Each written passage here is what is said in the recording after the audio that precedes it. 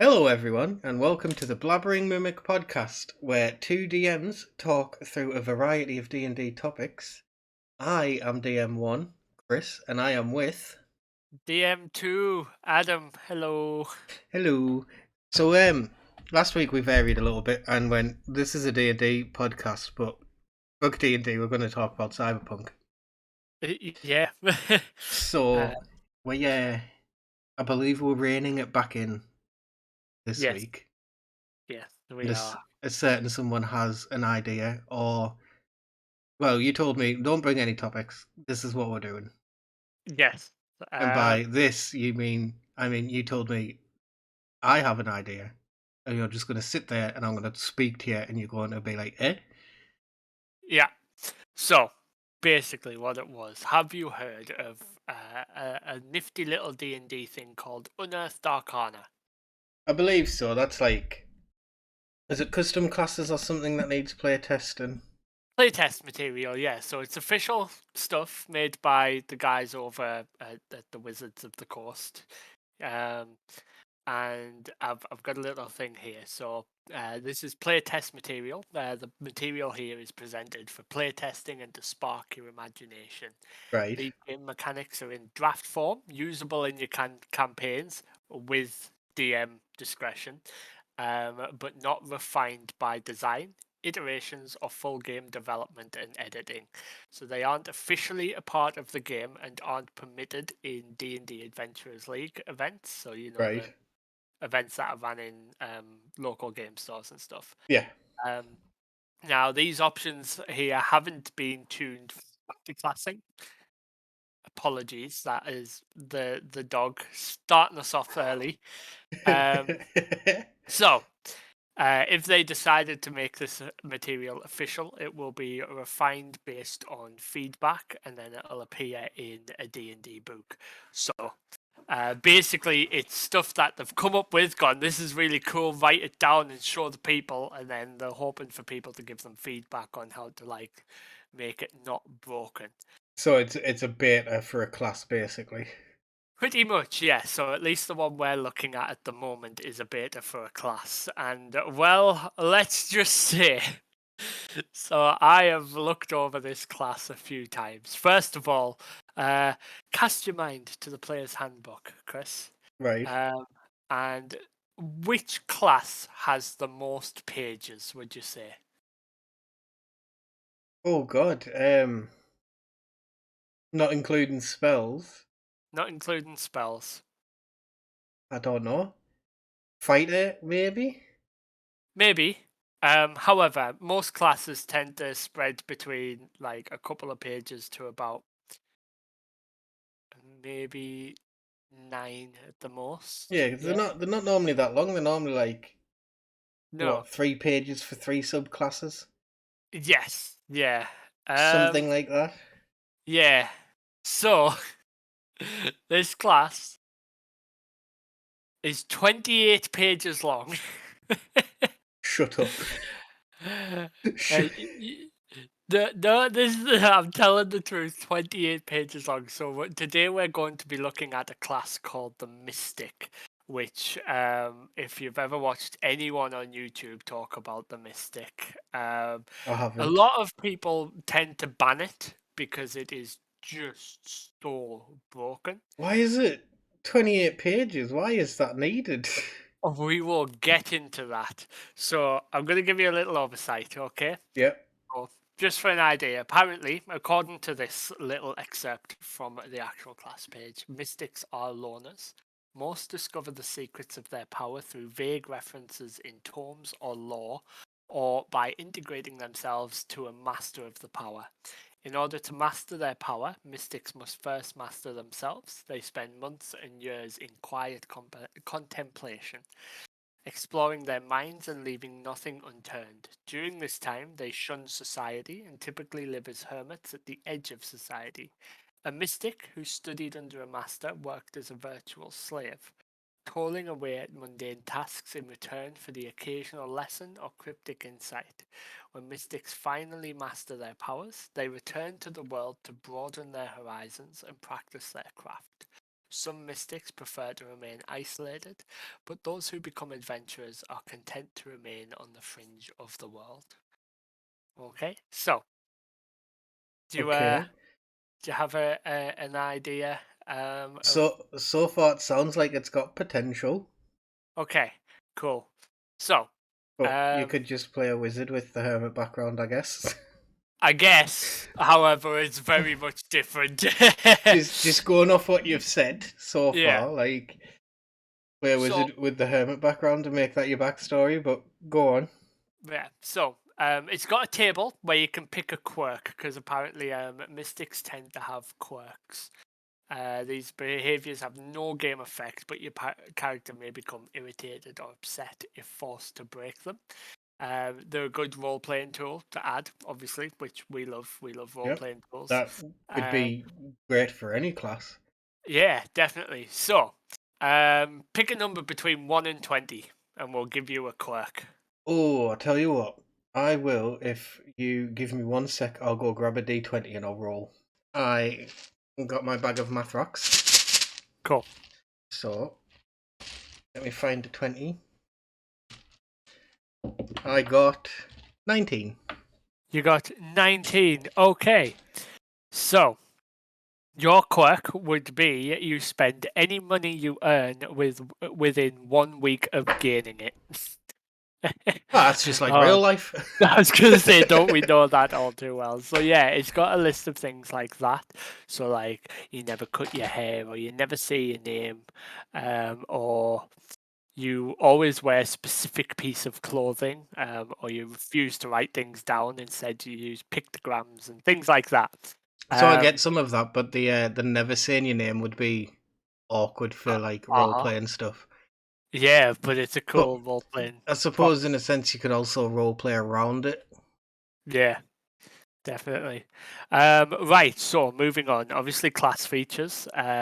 Hit points, it's 1d8 hit die, so 8 plus your con. Yep. Um, you're proficient in light armor, simple weapons, no tools. Your saving throws are intelligence and wisdom, because obviously it's mystic, so it's to do with the mind, which we'll get into.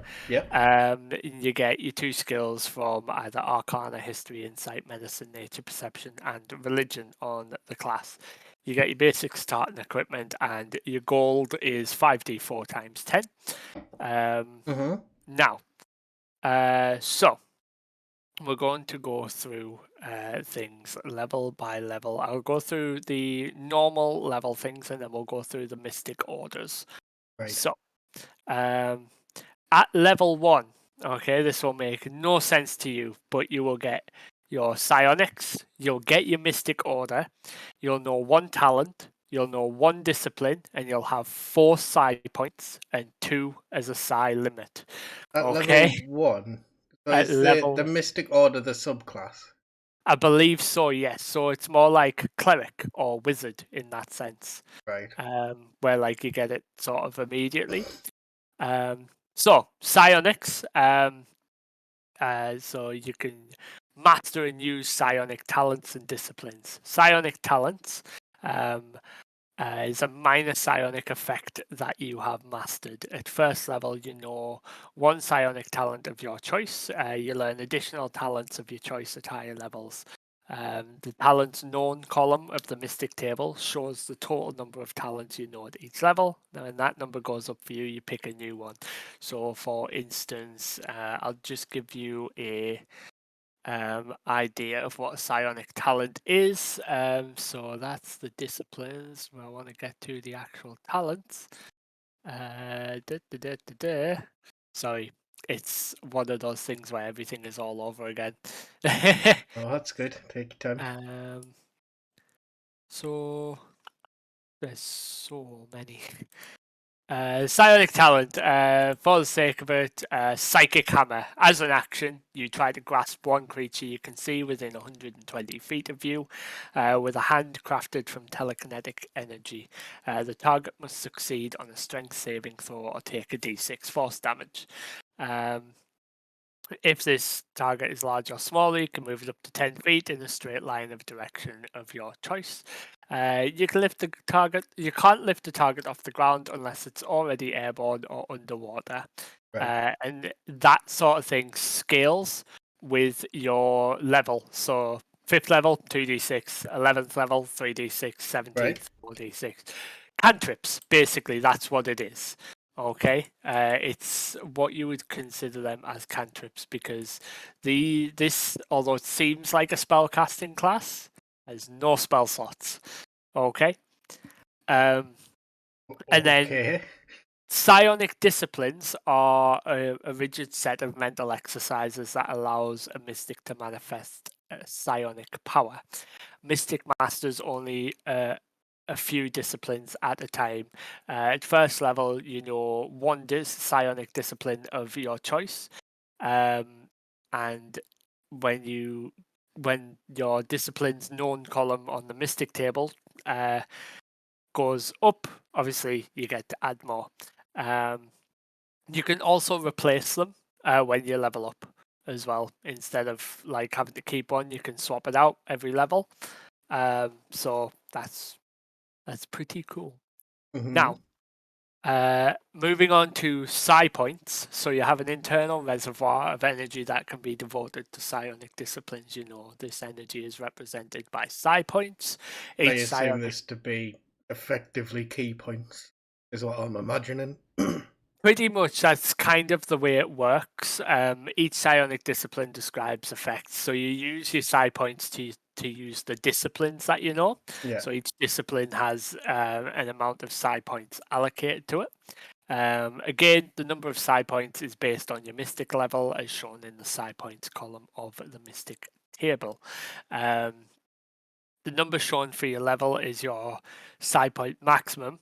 Your psi point total returns to its maximum when you finish a long rest. The number of psi points you have can't go below 0 or over your maximum. Make sense? So basically, when you run out, you don't get any. You can't go less than 0, and you can't go above the maximum amount that you've got. Understandable. So when you So at have level 0, you can't use any. Exactly, yeah. Yeah.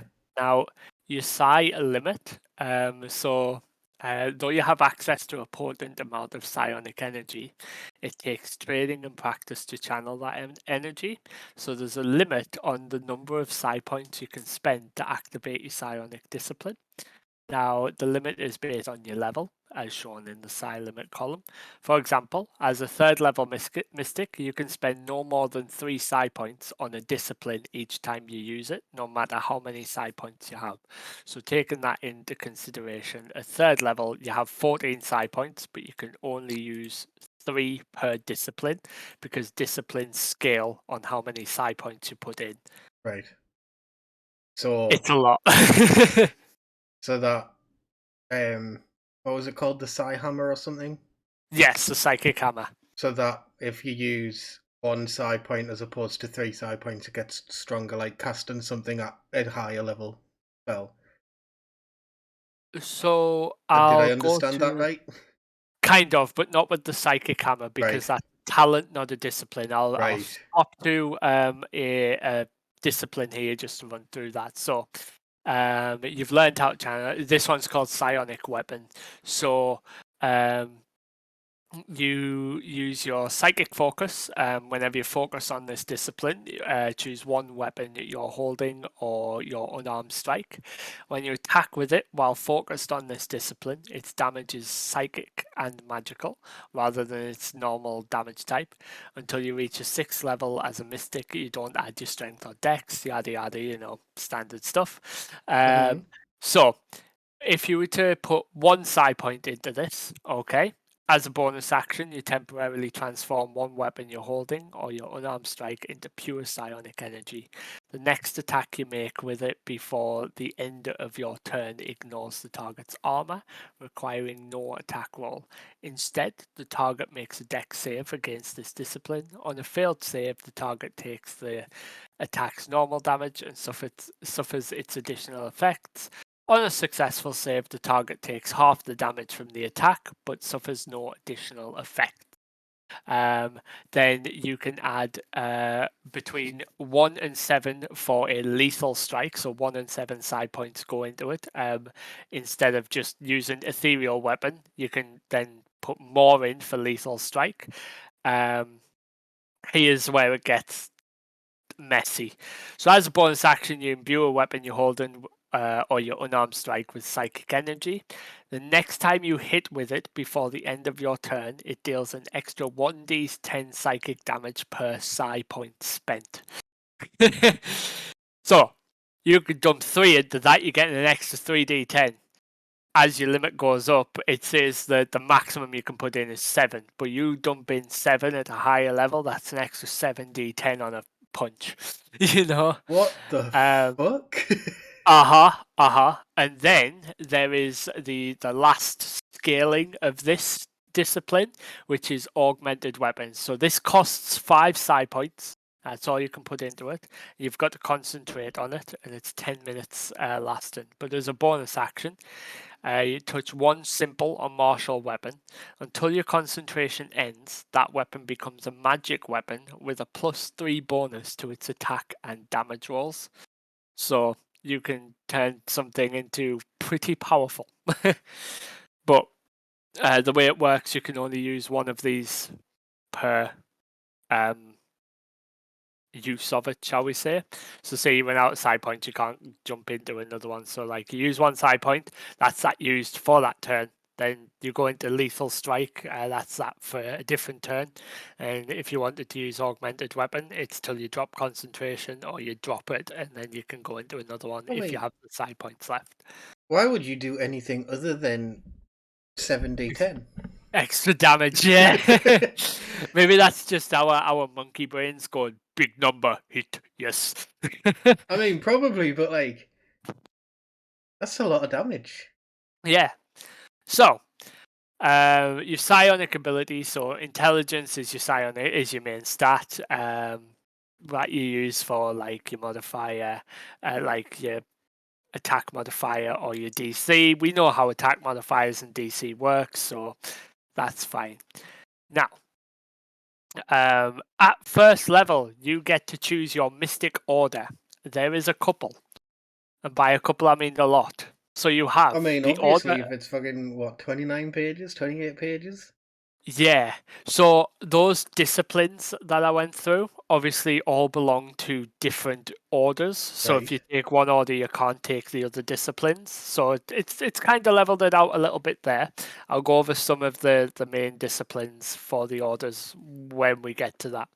However, at first level, you choose a mystic order. You can either have the Order of the Avatar, the Order of the Awakened, the Order of the Immortal, the Order of the Nomad, the Order of the Soul Knife, or the Order of the Wu Gen.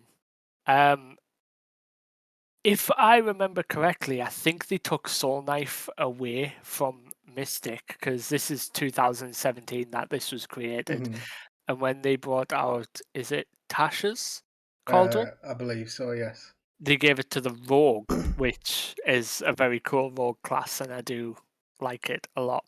So I won't go too much into Soul Knife because a lot of the abilities that they've given to Rogue are basically very refined versions of what this class had.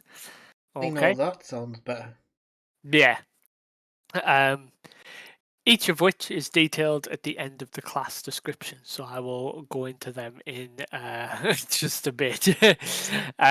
Each order specializes in a specific approach to psionics. Your order gives you features when you first choose it at level 1, and then 3rd, 6th, and 14th. You know how archetypes work. Yeah, cool. Second level, you get Mystical Recovery. So, starting at second level, you can draw vigor from the psi energy you use to power your psionic disciplines. Immediately after you spend psi points on a psionic discipline, you can take a bonus action to regain hit points equal to the number of psi points you spent. So, you do something cool with your main action and go, well, I spent psi points. I might as well use my bonus action and heal.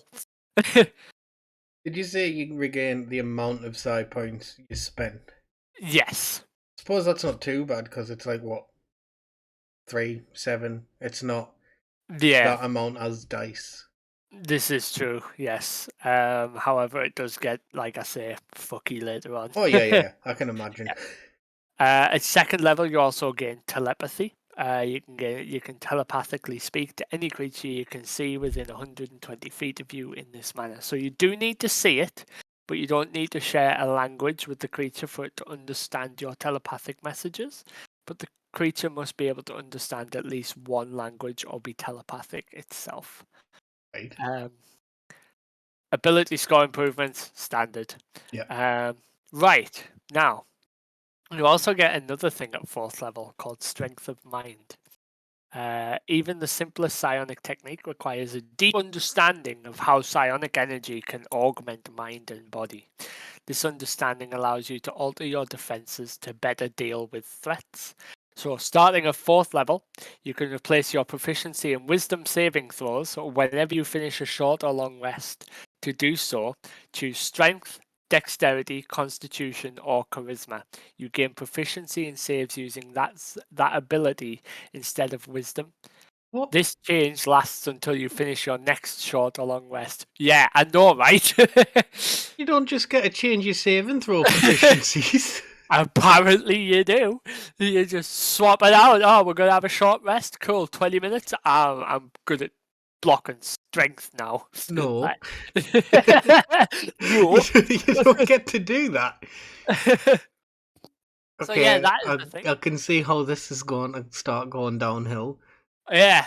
So we're going to move on to 8th level. So I'm going to do the main class and then go into the orders, the archetypes. Yep. So 8th level, you get Potent Psionics. You gain the ability to infuse your weapon attacks with psychic energy. Once on each of your turns, when you hit a creature with a weapon, you can deal an extra D8 psychic damage to that target. This increases to 2d8 when you hit level 14. In addition, you add your intelligence modifier to any damage roll you make for a psionic talent. So, remember that 1d6 of psychic hammer that I said? You add your intelligence modifier to that as well. You basically get smite. Psychic smite. Sure, why not? Yeah. So, Still not too broken yet. yet, bear in mind these stack, and you've also got things from the Mystic Orders. Oh no, yeah, I'm not prepared for this. So, at 10th level, you get Consumptive Power. So, at 10th level, you gain the ability to sacrifice your physical durability in exchange for psionic power. When activating a psionic discipline, you can pay its Psi point cost with your hit points instead of using Psi points. Your current hit points and hit point maximum are both reduced by the number of hit points you spend. This reduction can't be lessened in any way, and the reduction to your hit point maximum lasts until you finish a long rest. Once you use this feature, you can't use it again until you finish a long rest. So, say you're in a boss fight, yeah? Yeah. You get down, the cleric's busted out the last big healing spell, okay? And you're still out of Psi points, but you know what? You've got like 120 hit points left. Well, it's time to start burning through your own health to deal out damage. Hold on, say that again. So you're out of Psi points. You can you can use your HP for Psi points? Yep. No. No, I refuse. That's what it says. So yeah, you can use your own life force to power your psychic abilities. Granted, it does reduce your hit point maximum until you finish a long rest. Like I understand the trade away here of okay, to do this, you're taking damage. Yeah. But you can also, from what we've just said, or what Heal. you've just said, heal and do friggin' 70-10. Yep. So however much you heal, okay, however many hit points you use as Psi points, okay, if you use them and then use a bonus action, you will get them back. Exactly. Well, no, you won't, because it reduces your hit point maximum. So, I see where they've tried to balance it a little bit. Or it would just be like broken because your actual maximum HP decreases as well. So you wouldn't be able to heal past your hit point maximum, obviously. But Okay. even then, like you said, monkey brain, 7d10. Exactly. Oh, yeah. Health. Damage. Unga bunga. I'm not liking Moving on this, and to there's so much more to go. moving on to 11th level, you get Psionic Mastery. So your mastery of psionic energy allows you to push your mind beyond its normal limits.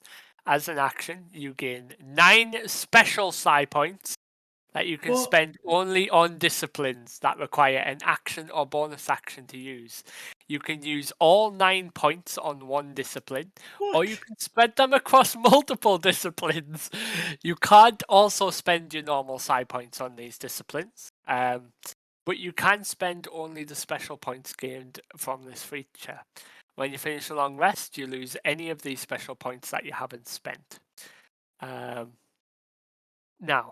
if more than So, one of the why would you even use your hit points? You've got 9 special fucking exactly, side yeah. points to use. Bearing in mind, you can dump all of them into one discipline. However, the table at 11th level says you can only put 7 into one discipline Think at a of how time. many d10s you'd do.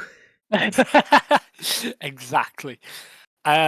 So obviously, if more than one of the disciplines you activate with these points require concentration, you can concentrate on all of them. Activating one of them ends any effect you were already concentrating on. And if you begin concentrating on an effect that doesn't use these special points, the disciplines end that you're concentrating on. So if you're using your special ones, concentrating on 3 fucking disciplines in one go, and then decide to use actual normal Psi points, it stops all of them, but you can concentrate on all 3 of them. You cannot see, but I have my head buried in my hands right now. You know, you've seen The Office, and I'll put a gif of it in. You know where Michael Scott does that thing where he rubs his eyes and then his nose? Yep. I'll Yep. see. That's what I'm doing. Oh, Just you keep talking. I'll send a gift to you so you know what you're on. just to let you know, at 15th level, the pool of Psi points you gain from this feature increases from 9 to 11, and then you get an extra one at 13th. No, wait, hold on. You gain an extra use of this feature at 13th, 15th, and 17th level So it goes from 9 to how many did you say? to 11. And then you get it twice. Yep, and 3 times. And then 4 Oh. times. Also, yeah, when I first read this class, that is pretty much what I did as well. How is this official Wizards of the Coast? I know, right? This is why it's in Unearthed Arcana, because I don't think they know how to balance this. They've got, let's make the most OP shit we can make, and then go, fuck, how do we make it actually playable without breaking everything? Give it to the people. They will tell us. And every DM that's ever seen it has gone, yeah, I know how to fix it. Get rid of it. It's not at my table. Yep, banned. 100%. So now the big one. Okay. So Psionic Body. At 20th level, your mastery of psionic power causes your mind to transcend the body. Your physical form is infused with psionic energy. You gain the following benefits. You gain resistance to bludgeoning, piercing, and slashing damage. You no longer age. You are immune to disease, poison damage, and the poison condition. If you die, roll a d20. On a 10 or higher, you discorporate with 0 hit points instead of dying, and you fall unconscious. You and your gear disappear, and you appear at the spot of your choice 1d3 days later on the plane of existence where you died, having gained the benefits of 1 long rest. So you become immortal. Yep. If you were recording this and Uh-huh. not me, I would have left the call.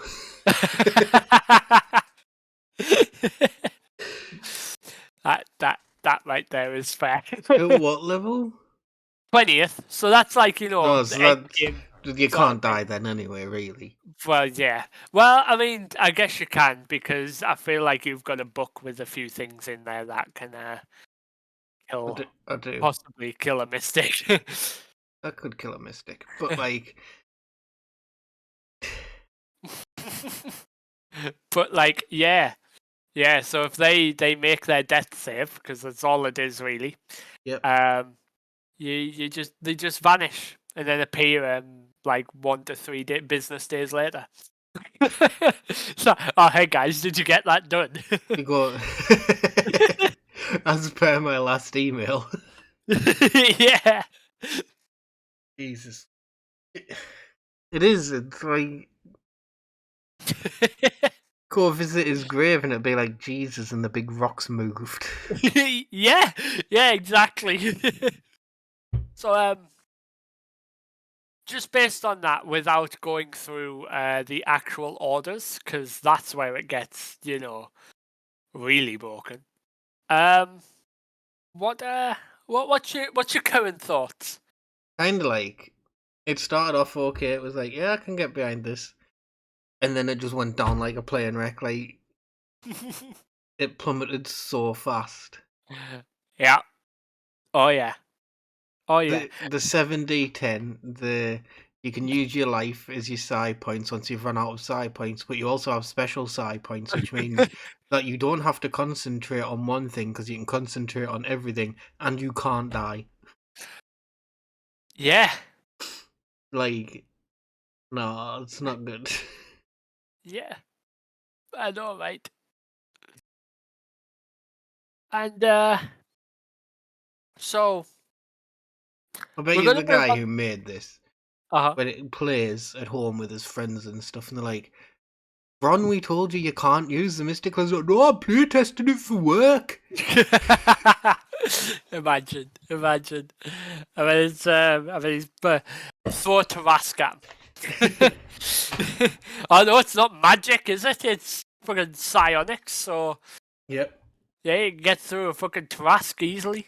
Yep. It's like, ho, psychic, shimmy. No, it's not magic, actually, it's psionic, so it's not resistant to it. Nothing is. It's less like Doctor Strange and more like Professor X. Fucking hell. Oh no. Oh. So we're going to move on to the Mystic Orders here. We're going to start with the Order of the Avatar. So, give you a bit background of how this one works. Order of the Avatar delve into the world of emotion, mastering their inner life to such an extent that they can manipulate and amplify the emotions of others with the same ease that an artist shapes clay. Known as avatars, these mystics vary from tyrants to inspiring leaders who are loved by their followers. They can bring out extreme emotions in the people around them. For their allies, they can lend hope, ferocity, and courage, transforming a fighting band into a deadly unified force. For their enemies, they bring fear, disgust, and trepidation that can make even the most hardened veteran act like a shaky rookie. So, here we go. First of all, bonus disciplines. At first Psychic level, edgelord. pretty much, yeah. At first level, you learn 2 additional psionic disciplines of your choice. They must be chosen from among the avatar disciplines. As much as I would love to go into loads of them, there is far too many, and I don't think we have enough time, even if we bled over into a second episode for this. They take up the majority of the 28 pages. When you told me that it's 28 pages long, I thought to myself, I was like, do we have enough time even if we bleed into two episodes? Like, no class should be 28 pages long. Exactly. I may, at the end of each order, jump into one of the disciplines for that order. But we'll see how we go, because there's a lot of talking, and just for people who are aware at home, talking is unfortunately my job as well. So doing that for 10 hours a day and then coming home and doing it again for you guys, well. But anyway, At first level, you also get armor training, so you gain proficiency with medium armor and shield. So basically, this is essentially like the somewhat warrior class, or more so, I'd say, with the way it is with emotions, bard class. But yeah. Now, moving on to third level, you get Avatar of Battle. Starting at third level, you project an inspiring order. While you aren't incapacitated, each ally within 30 feet of you who can see you gains a +2 bonus to initiative rolls. Okay, I suppose initiative's not that bad. No, but this doesn't turn off. What do you mean? You don't use like a bonus action or an action or an ability. It's just constant. I mean, I can defend this because paladins have something similar, where you get a plus whatever it is to a save and roll. Well, yeah, that is true. However, bearing in mind that is something that is constantly on. At 6th level, you gain the Avatar of Healing. So, beginning at 6th level, you project an aura of resilience. While you aren't incapacitated, each ally within 30 feet of you who can see you regains additional hit points equal to your intelligence modifier whenever they regain hit points from a psionic discipline. So if you use a psionic discipline, they also get extra hit points. Okay. Again, at low levels, it doesn't seem too bad, but I can see how that will break. Yep. And then the last one for Avatar, for Order of the Avatar is the Avatar of Speed. Starting at 14th level, you project an aura of speed while you aren't incapacitated. Any ally within 30 feet of you who can see you can take the dash action as a bonus action.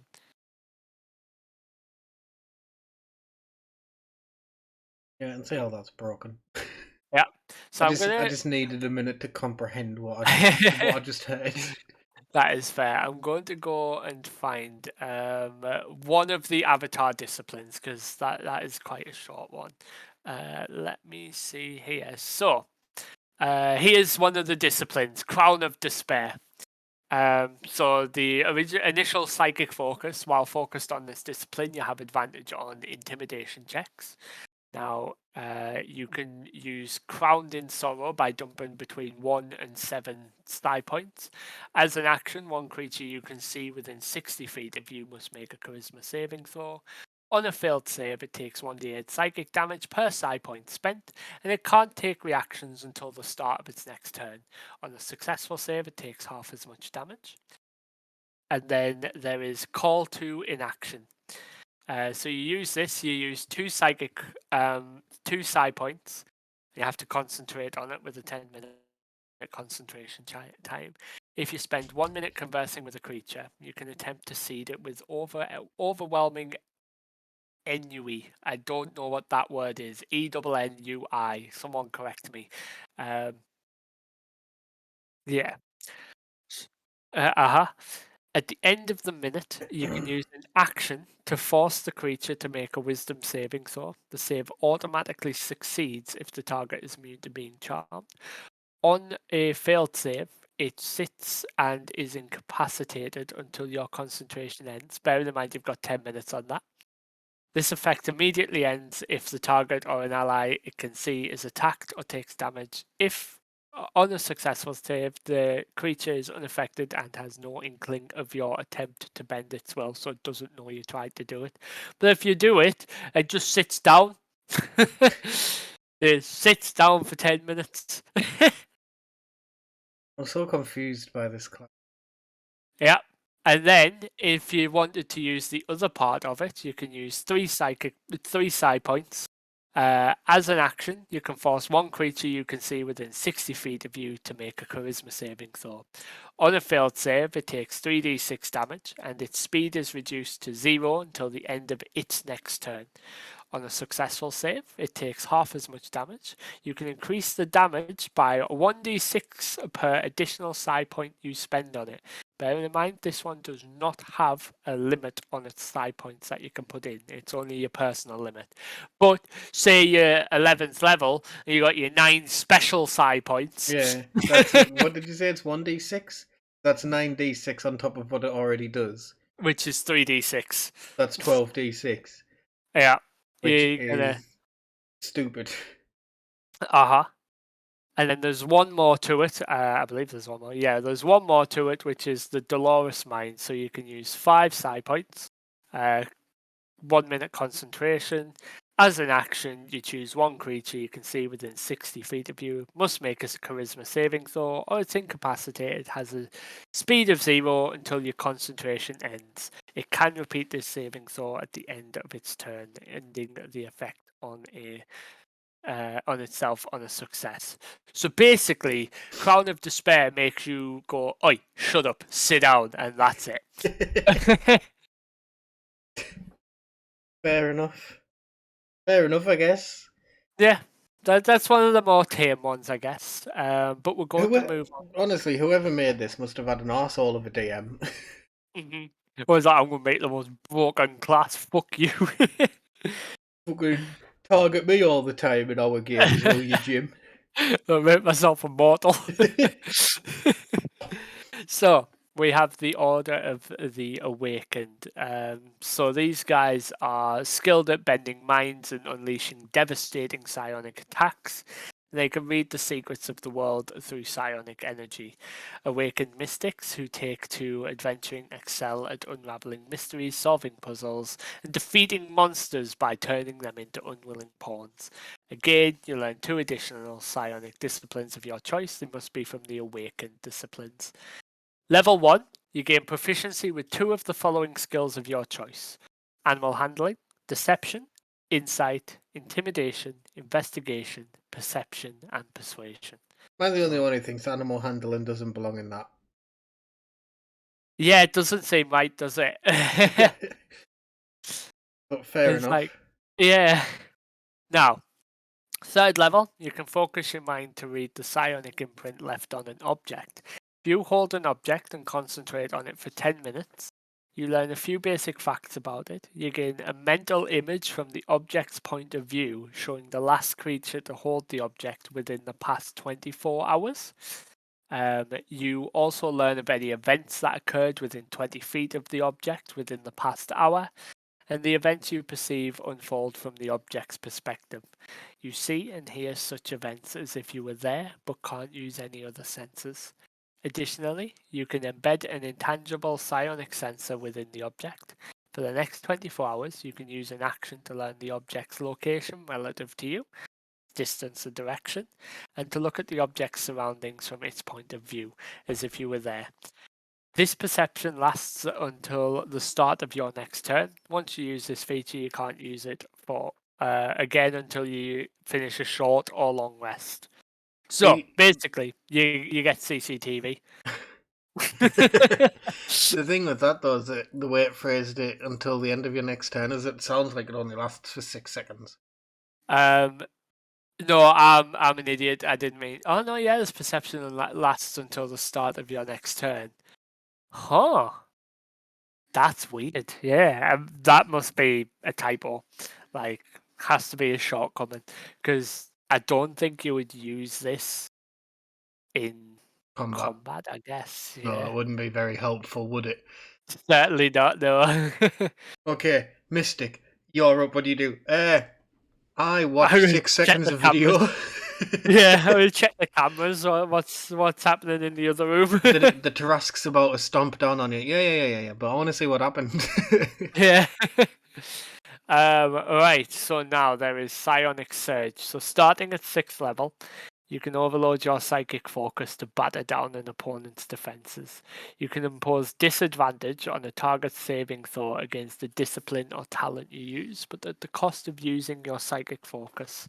So your psychic focus immediately ends if it's active, and you can't use it until you finish a short or long rest. So the passive thing that you get for using your Discipline vanishes when you start to impose disadvantage on people. And you can't use this feature if you can't use your psychic focus. So that one's not too bad. Basically, you're giving up something to give disadvantage on a saving throw against one of your talents. So it's Yeah. not so bad. Then at 14th level, you get Spectral Form. So you gain the ability to become a ghostly figure of psionic energy. As an action, you can transform into a transparent, ghostly version of yourself. While in this form, you have resistance to all damage, move at half speed, and can pass through objects and creatures while moving, but can't willingly end your movement in their spaces. Form lasts for 10 minutes or until you use an action to end it. Right. I'm behind that one. There's plenty of Yeah. classes can do that, such as Yeah. the Horizon Walker Ranger, I believe it is. Yeah, yeah. So it's not too bad. So yeah, this one again not too bad. So the Avatar and the Awakened aren't so bad. That last one again, you can't use the feature until you finish a long rest. So you get one pump out of it, which is fine. Now, let's just quickly swing down and find one here for Awakened. They seem to have gone the complete opposite way of us. So when we make classes and we've used them at the table, and Yeah. you've asked like Hanley for his input, he said Mm. that we always underpower the class, we overbalance.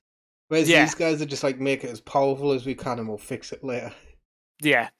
So I'm going to go to an Awakened discipline. So this one is called Psychic Assault. So your Psychic Focus, so the passive one, whilst you start to focus on it, you gain a +2 bonus to damage rolls with Psionic Talents that deals psychic damage. So, you get +2 to your damage rolls. So, in this, you have Psionic Blast, which you can use 1 to 7 Psi powers. Yeah. Psi powers, Psi points, psychic points. As an action, choose one creature you can see within 60 feet of you. The target takes 1d8 psychic damage per Psi point spent with this ability, +2 on top of that. It doesn't get a save. What? And you don't have to roll. So, listen again. As an action, choose one creature you can see within 60 feet of you. The target takes 1d8 psychic damage per Psi point spent on this ability. Bear in mind, you can dump 7 in, or if you've got your special ones, at some point 11. So 11d8 damage for free. No. +2 Nope. to those damage rolls. Okay? Nope. So that says damage rolls. Not damage roll, damage rolls. So that's +2 to each dice. Nope. Not in my game, it's not. Exactly, right? And then You'd at least get a save. yeah. And then there's Ego Whip. So this is 3 Psi points. As an action, choose one creature you can see within 60 feet of you. The target must make an intelligence saving throw. On a failed save, the creature takes 3d8 psychic damage, and it is filled with self-doubt, leaving it able to use its action on its next turn only to take the dodge, disengage, or hide action. On a successful save, it takes half as much damage. So that will at least to get a save.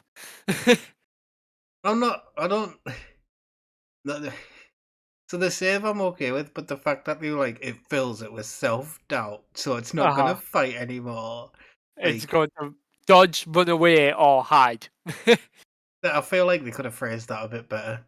Yeah. But at least it gets a save. Exactly. Then there's the next part, which is id insinuation or ID insinuation. It's a big I and a little D. As an action, so this is 5 Psi points. Choose one creature you can see within 60 feet of you. The target must make an intelligence saving throw. On a failed save, the creature takes 5d8 psychic damage, +2 because you're focusing on it. And it goes into fury as its ID runs rampant. On its next turn, it can use its action to take the dodge or attack action. On a successful save, it takes half as much damage. So basically, you go take some psychic damage if they fail the save, and then go right now. All you can do is dodge or attack.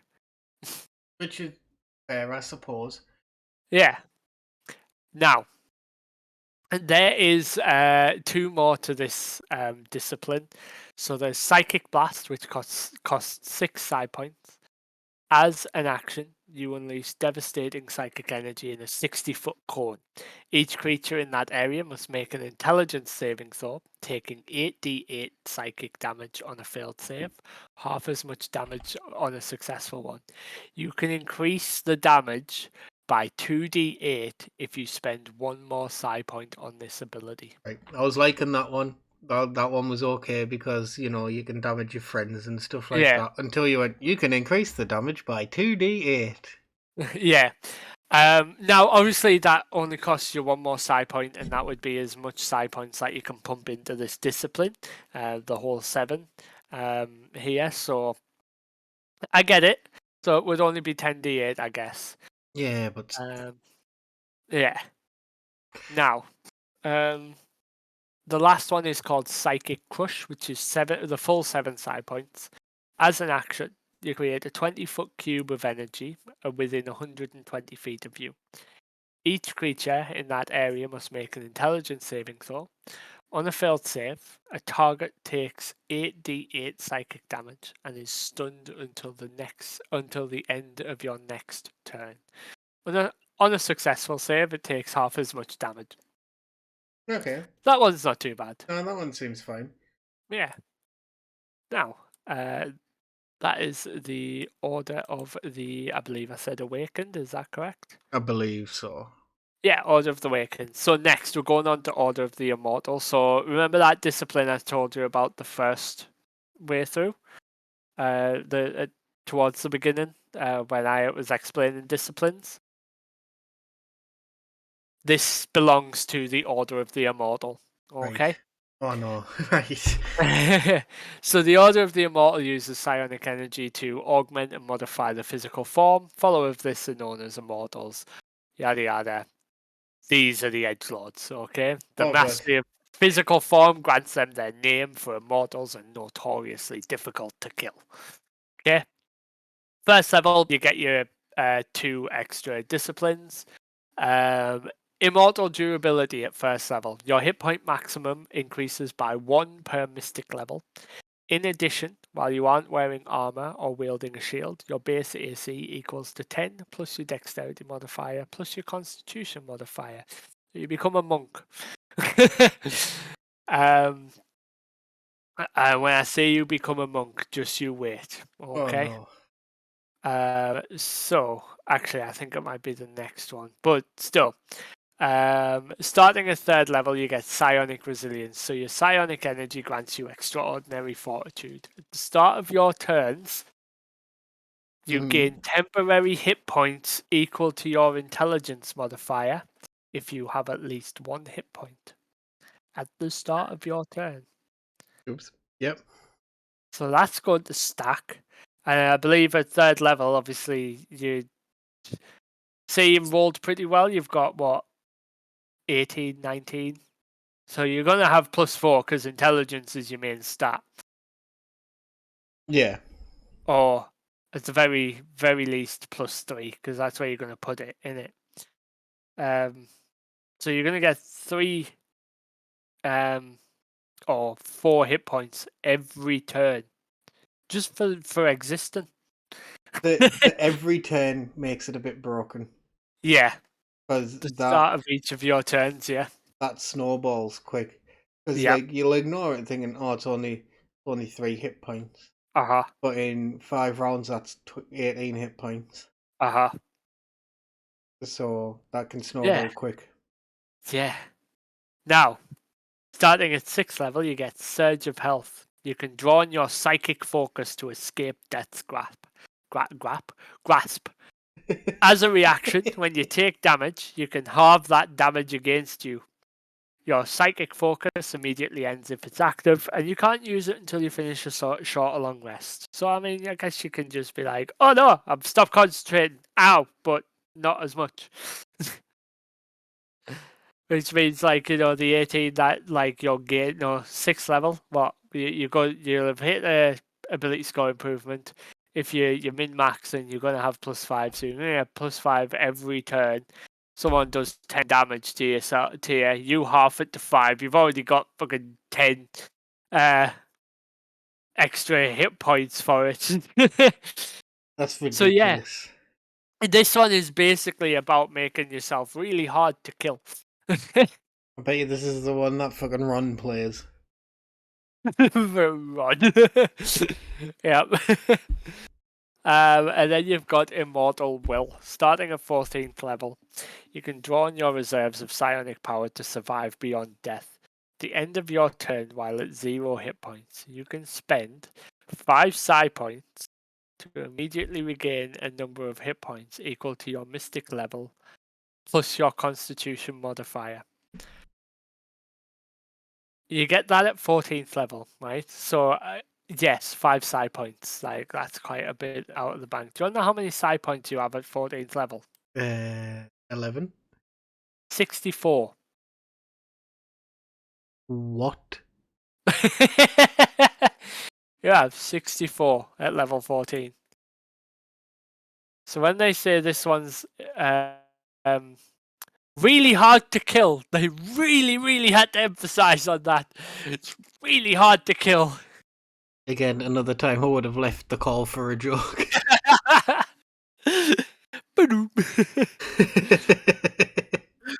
So yeah. Yeah. Now, we've been through a discipline for Order of the Immortal. So we're going to move on to the next order. This is the Order of the Nomad. How many orders is there? There is 2 more after this one. Okay, I'll try and suffer through them. So these guys delight in travel, exploration, and discovery, and they want to know everything. So first level, again, you get your bonus disciplines, yada yada. At first level, you get this ability called Breadth of Knowledge. You gain the ability to extend your knowledge. When you finish a long rest, you gain 2 proficiencies of your choice. 2 tools, 2 skills, or 1 of each. You can replace one or both of these selections with languages. This benefit lasts until you finish a long rest. Okay. So you can go, I'm good at insight today. Oh, it's not one of them again, is it? It is one of them again. Yep. You don't just get to choose. So you don't change your saving throws, obviously, on this one. That's but you fair. get to change your skill proficiencies. So, like, one day you're good at intimidation and deception. The next day you're good at history and religion. But that doesn't make sense, though. Like, I don't wake up tomorrow and be like, I'm good at maths. The best thing is, you can speak to someone, they speak, say, Draconic, you don't speak Draconic, go, I'll be back in the morning. Wake up and go, I know Draconic now. No. This is so fucking stupid. That's not... No, don't argue. Yeah. Nope. That's fucking stupid. Now, starting at 3rd level, you get an ability, which this one I actually quite like. It's quite a clever one. So when I read this out, think of Tracer from Overwatch. So this is called Memory of 1000 Steps. At 3rd level, you gain the ability to use psionics to recall your steps. As a reaction, when you are hit by an attack, you can teleport to an unoccupied space that you occupied since the start of your last turn, and the attack misses you. Once you use this feature, you can't use it until you finish a short or long rest. I can see that being okay. Mm-hmm. You ever get that feeling of deja vu? However, I hate this class, so I dislike it. No, it's not allowed. You can't have cool things. You stupid. I hate the class so much. I'm becoming biased against it. So like, it's got that thing which is actually pretty cool and could be helpful, and I'm just like, no, it's stupid. Yeah. So, at 6th level, you get something called Superior Teleportation. So some disciplines give you the ability to teleport the distance, teleport certain distances. With this class, you gain a superior talent for teleportation. When you use a psionic discipline to teleport any distance, you can increase that distance by up to 10 foot. So, if you teleport and you get added like 10 feet. So, for the sake of brevity, it would be like, say, Misty Step, 30 foot or 60 foot. I can't remember which one it is. 30 foot. It would increase that to 40 foot. Yeah, it's But not too bad. in a mystic sense, so there's fuckery involved. Yeah. Yeah. And then, here's one thing for yourself. Starting at 14th level, you get this ability called Effortless Journey. Your mind can mystically move your body. Once on each of your turns, you can forfeit up to 30 feet of your movement to teleport the distance you forfeited. You must teleport to an unoccupied space you can see. So that gets rid of attack of opportunity, because teleporting is not the same as leaving combat space. Fucking hate it here. Why couldn't we just do our normal thing where we both have a topic and we talk shit about a topic? But no. But no. Look, right, this is what I was wanting. I was wanting this sort of reaction. I'm going to skip Order of the Soul Knife, because when you do look at it, it is basically the Soul Knife Rogue class. They kind of took it and went, "This is much better for Rogue. What the fuck are you doing?" Yeah. So I'm going to skip the discipline for Nomad, because honestly, I don't have the energy for more disciplines. But this is the last order. So this one is called the Order of the Wu Gen. So this order features some of the most devoted mystics. These mystics seek to lock themselves away from the world, denying the limits of the physical world and replacing it with a reality that they create for themselves, known as Wu Gens. These mystics cast their minds into the world, seize control of its fundamental principles, and rebuild it. In practical terms, Wu Gens excel at controlling the forces of the natural world. They can hurl objects with their mind, control the four elements, and alter reality to fit their desires. You get Right. bonus disciplines at first level. That's normal. At first level, you get something called Hermit Study. So, it's a nice first level one. You gain proficiency with 2 of the following skills of your choice: Animal Handling, Arcana, History, Insight, Medicine, Nature, Perception, Religion, or Survival. So, it's not too bad, yeah? So far, so good. Yeah. Now, Nope. starting you, in third. you starting a sentence with now. Starting at third level, you get something called Elemental Attunement. When a creature's resistance reduces the damage dealt by a psionic discipline of yours, you can spend 1 psi point to cause that use of the discipline to ignore the creature's resistance. And you can spend this point if you can't spend this point if doing so would increase the discipline's cost above your psi limit. So say you spend 6 out of 7 to do, like, I don't know, for the sake of it, fire damage to something, and it's resistant to fire. It's a tiefling. You can go, "I'll add my extra psi point in there. You're no longer resistant to that fire." No, I don't like that. That doesn't make sense to me. No. I'm going to use Fireball on this fire elemental. You know that doesn't work. Yeah, but I'm going to use my psychic powers so that it does work.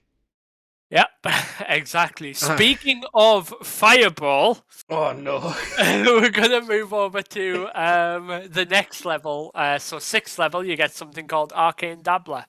You learn 3 wizard spells of your choice and always have them prepared. The spells must be of 1st through 3rd level. As a bonus action, you can spend Psi Points to create spell slots that you can use to cast these spells, as well as other spells you are capable of casting.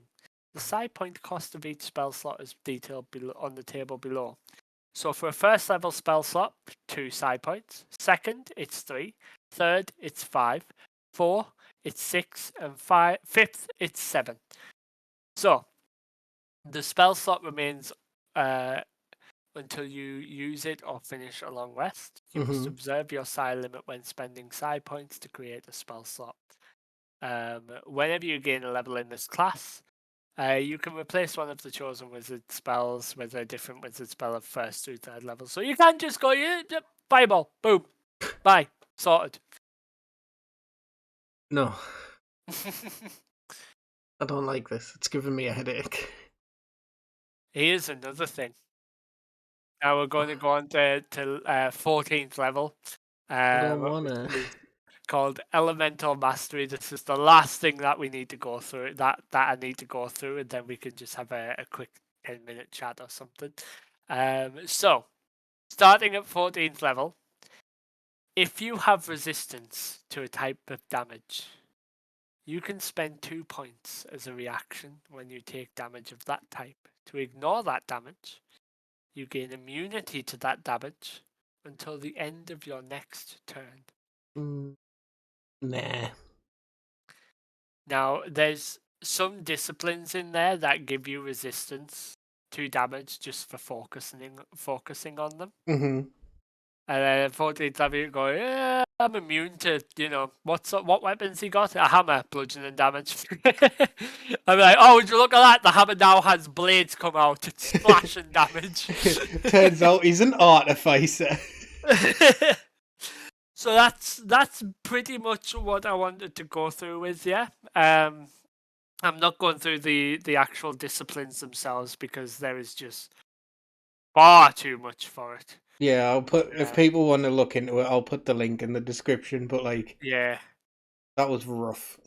All I'm going to say, if you want to play this in a campaign, don't tell your DM what you're playing, because any DM that looks at it will go, absolutely not. No, it's one of those classes that I've sat down and went to tackle to try and balance myself. And I haven't been able to do it, and I like to think you and me are pretty good at balancing things. So the way I'd balance it is putting it in the bin. Yep, it hits different when it's not being used. All I'm saying, right, is to the person who came up with this class, Ron. I'm going to see if it's got a name at the bottom. If it isn't, it's Ron. No, it doesn't. So, Ron, my guy, who hurt you? Who hurt you? What DMs did you have? What? Yeah, you clearly had some of those guys' DMs, didn't you? Like that guy DMs. Like, god damn, who hurt you? Like that's. I had a headache, like a small headache, before we started, and it's just gotten so much worse trying to understand. Yeah, it's pretty gnarly, isn't it? So, Chris, got in 3 words, what would you describe this class as? absolutely fucking abysmal. Goddamn stupid. So, yeah, that is what. Well, I mean, I got the reactions that I wanted from yourself. If anyone else wants to look, we'll put it in the link in the description on our YouTube. Alternatively, just Google Unearthed Arcana, the Mystic class, if you're listening on Spotify, because, well, you'll get a giggle. And DMs who allow this, because I'm going to be honest, I'm very lenient. I give broken stuff to my players all the time. I wouldn't allow this class at my table, because Definitely not. As a DM, there is no way to make it, because you're either going to kill the rest of the party trying to kill the mystic. I mean, I know you shouldn't be out trying to kill your party, but you want challenge and fight sometimes. And with that being said, you're going to kill the rest of the party trying to deal with the mystic, or the mystic is just going to cakewalk everything. Because bear it in mind, right? Yeah, those abilities are cool. But if we also take a look here, disciplines known, we'll just go to, say, 11th for now. 5 disciplines have 64 psi points, and you have a psi limit of 7 on them. So 5, and you dump 7 into 5 different fucking things. You've got more than enough Psi Points to do that. Like, they need to do what they did with the Soul Knife from this and give So it to like other classes. when I first started playing D&D, one of Hanley's characters was Matt Mercer's gunslinger, Yeah. and he printed it off and he brought me a copy so I could have a copy and I could refer to it. Yeah. If somebody came up to me with the Mystic and gave me a book and went, "Here you go, this is my class," I think I'd kick them out. I'd be like, yeah, you're not playing. That's a joke, by the way. I think we'd have a very strong discussion as to why we will not be allowing that class. My first thing would be, I ain't reading this. Like, I But mean, dear God, Ron. yeah, Ron, my guy, homeboy, like, come play with us. We'll give you magical items. It'll be fun. You're not playing this class, but come play with us. But yeah, going back to my other point there, I think what they should do is branch it out and give them to balance the actual archetypes, so the actual orders themselves, balance them as their own individual things that isn't to do with, like, Mystic, and give it to other classes, because the Soul Knife works so well with Rogue.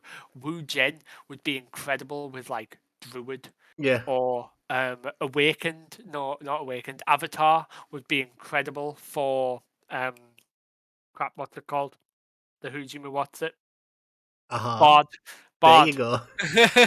But The Bard. like, or even if they wanted to make it its own class, then like don't do 102 subclasses at once. Do what you Yeah, normally do and release 3 and balance them, and then start releasing the others with other books.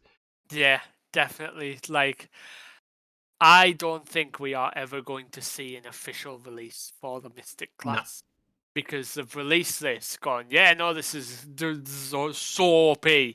People have gone and seen it and be like, no, give it a pass.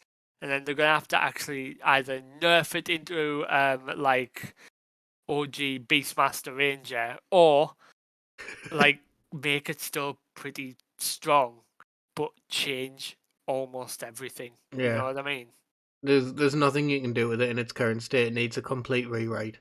Yeah, 100%. And no, I'm not taking on that task. Not at all. Not a No, chance. we've made some decent classes that are pretty balanced, which we may go through on the podcast at some point. We Which could may do one become day. which may become available to people if they would like them. But um, yeah, no, not a chance. I ain't touching this. I was debating printing this off just to burn it. What a That'd waste be of printer ink. exactly waste of printer ink, waste of paper. And whoever wrote this out, waste of time and effort. We Ron. get it. You you, you had to fight 3 friggin' Tarasques all at Hey, once. I Like, need a I drink. understand. Same. I'm going to also go get food, because Yep. it's been a long day. So that does it for today's episode of the Blabbering Mimic, the Mystic Edition. Tell us what you think about the class in the comments, or I don't think Spotify has comments, no, does it? No, not that I'm aware of. No, But but if you do again want to start a discussion, we are down in the comments. You will see Chris replying using this channel, or I will reply using my own channel. I say channel account. I don't have any videos on there yet. But yeah, we're always open for a discussion. It's always good fun of course, talking about D&D, and we want to hear if you guys think this is broken, if you would let it be at your table, or you know If you like us and think absolutely not. But you can always leave questions and stuff if there's anything you want us to cover, or Yeah, feel free to ask. We yeah, can, definitely. I can always bring it forward, or Adam can bring it forward. Yeah, but thanks for tuning in. It's been a pleasure, and we'll see you on the next one. See you in a week. Hattie bye.